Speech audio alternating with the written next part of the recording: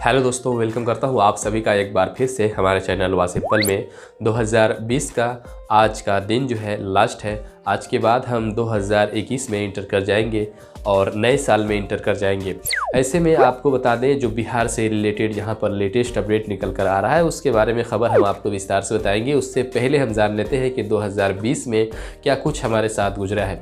2020 हमारे लिए और हम सभी के लिए यहाँ पर कुछ बहुत अच्छा नहीं रहा, बल्कि 2020 में हम देखें तो 2020 में ऐसे यहाँ पर घटनाएं हुई हैं जिसके बारे में हम सोच भी नहीं सकते थे। 2020 के ही सीज़न में कोरोना काल आया और कोरोना की वजह से लॉकडाउन लगा। लॉकडाउन में कई लोग ऐसे हैं जो अपना रोज़गार खो बैठे, कई लोगों ने अपनी जानें गंवा दी। उससे पहले एनआरसी, सीएए और एनपीआर में लोगों ने काफ़ी प्रोटेस्ट किया, उसमें भी कई लोगों ने अपनी जानें गंवा दी। और यहाँ पर जो अभी किसान विरोध का जो बिल चल रहा है, किसानों लोग का प्रोटेस्ट जो चल रहा है, इसमें भी कई लोग परेशान हैं, कई लोग जो है जान भी गंवा चुके हैं। तो कोरोना के कारण भी कई लोग यहाँ पर अपनी जानें गंवा चुके हैं। तो 2020 का जो ये था यो काफ़ी अच्छा नहीं था, बल्कि यूँ कहें तो हमारे लिए एक सपना ही था कि ऐसा दिन भी आएगा। लेकिन फिर भी आपको बता दें, ये जो 2020 गया है ये आने वाले समय में ना हो और 2021 में हम आशा करते हैं, उम्मीद करते हैं कि आप सभी अच्छे से रहेंगे और यहाँ पर जो डेवलपमेंट का कार्य है बिहार में वो भी बढ़िया होगा। तो आइए जान लेते हैं हम पूरी खबर अब विस्तार से। तो देख सकते हैं फ्रेंड्स, आप यहाँ पर सुबह से रात 8 बजे तक खुले रहेंगे कृषि कार्यालय। 3 जनवरी तक कृषि कार्यालय सुबह 8 बजे से रात के 8 बजे तक खुले रहेंगे। इस आशय का निर्देश कृषि निदेशक ने जारी किया है। यह आदेश पंचायत से लेकर प्रमंडल स्तर तक के कृषि कार्यालयों पर लागू होगा। दूसरा अपडेट निकल कर आ रहा है, यहाँ से वेतन से कट सकती है बीज की कीमत। रबी बीज का वितरण सही समय पर न होने पर शेष बचे बीज की कीमत कृषि कर्मियों के वेतन से कट सकती है। कई बार ऐसा होता है, बीज आ जाता है लेकिन सही समय पर वो जनता तक, किसानों तक नहीं पहुंचा पाते हैं। तो ऐसी स्थिति में जो बीज बच चुका है उसका पैसा अब इनके खाते से काट जाएगा। आपको बता दें, इस आशय का संकेत जिला कृषि पदाधिकारी ने दे दिया है। तीसरा अपडेट जो निकल कर आ रहा है, यहाँ पर आपको बता दें, पनबिजली निगम करेगा सोलर बिजली की भी उत्पादन। पनबिजली उत्पादित कर रहा बिहार राज्य जल विद्युत निगम BHHPC सोलर बिजली का उत्पादन भी करेगा। राज्य सरकार के अनुरोध पर कंपनी रजिस्ट्रार से इसकी अनुमति दे दी गई है। पनबिजली निगम अभी वहीं से सोलर बिजली का उत्पादन करेगा जहां मौजूद समय में पनबिजली इकाइयां हैं। दरअसल पनबिजली घर में खाली पड़े स्थानों में सोलर बिजली उत्पादन का निर्णय जब हुआ तो यह जिम्मा ब्रेंडा को दिया गया।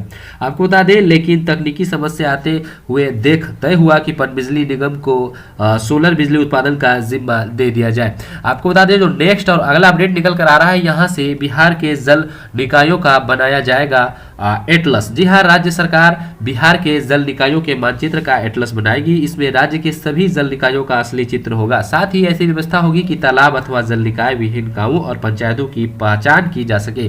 सरकार के इस नए एटलस में राज्य के प्राकृतिक और प्राशनिक और भूमि उपयोग से संबंधित मानचित्र भी होंगे। साथ ही तथ्यों के साथ संक्षिप्त परिचयात्मक विश्लेषण भी होगा। भूमि सुधार विभाग ने इस पर काम शुरू भी कर दिया है।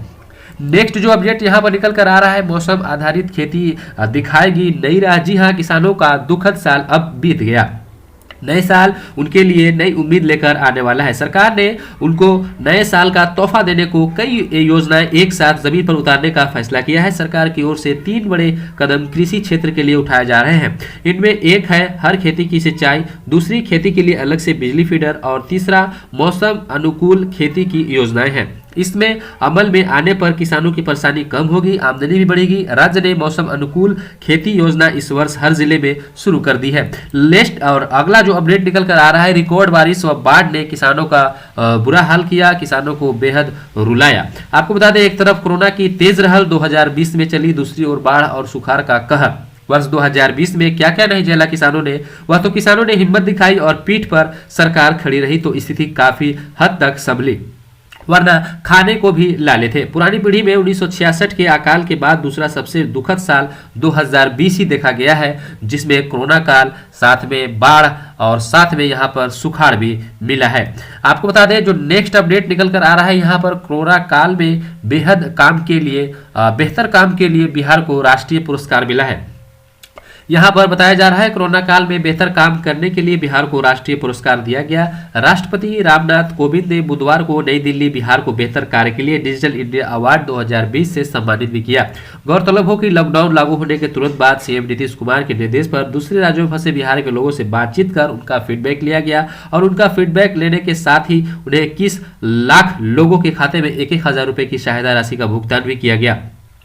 बिहार सरकार की तरफ से यह पुरस्कार सीएम के प्रधान सचिव चंचल कुमार, आपदा प्रबंधन विभाग के प्रधान सचिव प्रत्यय अमृत, आपदा प्रबंधन विभाग के अपर रामचंद्र डू एनआईसी के अधिकारी शैलेश श्रीवास्तव और नीरज कुमार तिवारी ने प्राप्त किया। नेक्स्ट जो अगला अपडेट निकल कर आ रहा है, आपको बता दें बिहार में प्रमंडलवार होंगे पंचायत चुनाव। यहाँ पर आप देख सकते हैं बिहार में इस बार ग्राम पंचायतों में चुनाव प्रमंडलवार होंगे। राज्य सरकार के इस प्रस्ताव पर राज्य निर्वाचन आयोग विचार कर रहा है। इस पर शीघ्र निर्णय लिया जाएगा। आयोग के साथ पंचायत चुनाव पर चल रहे मंथन के दौरान पंचायती राज विभाग ने परामर्श दिया है कि प्रमंडल स्तर पर चुनाव कराना कई मायनों में बेहतर होगा। राज्य में 9 प्रमंडल है। इस तरह आयोग अंतिम निर्णय ले लेता है तो 9 चरणों में चुनाव संपन्न कराए जाएंगे।